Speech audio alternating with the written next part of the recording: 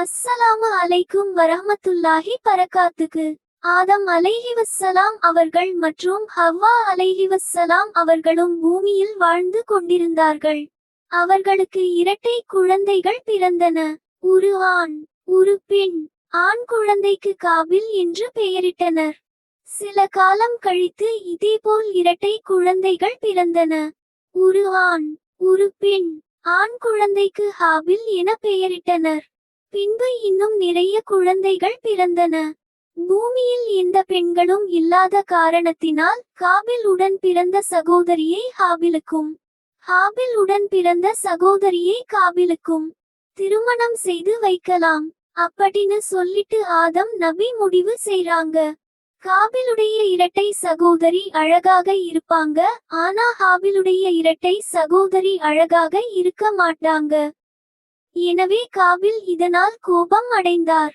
தன்னுடன் பிறந்த சகோதரியை திருமணம் செய்ய வேண்டும் என நினைக்கிறான்.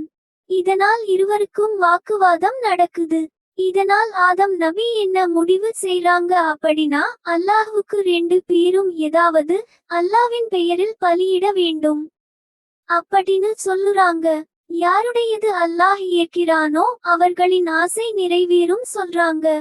ஹாபில் ஒரு சிறந்த ஆட்டை அல்லாஹ்வுக்காக பழி கொடுக்கிறான்.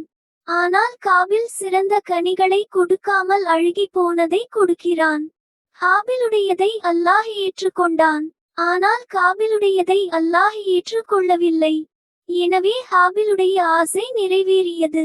இதனால் காபில் கோபம் அடைந்து உன்னை கொலை செய்ய போகிறேன் என்று கூறுவாங்க. நீ எனக்கு தீங்கு செய்ய நினைத்தாலும் நான் உனக்கு நல்லது செய்வேன்னு ஹாபில் சொன்னாங்க. இதை கேட்டது காபில் ஹாபிலை கல்லால் அடிச்சுட்டாங்க. இது மனித வரலாற்றில் நடந்த முதல் கொலை ஆகும். கொலை செய்த பிறகு காபில் என்ன செய்வது என்று தெரியாமல் குழம்பினான். அப்போது அல்லாஹ் ஒரு காகத்தை அனுப்பினார். அந்த காகம் மற்றொரு இறந்த காகத்தை மண்ணில் புதைப்பதை காட்டியது. அதை பார்த்து தான் காபில் தனது சகோதரன் உடலை புதைத்தான்.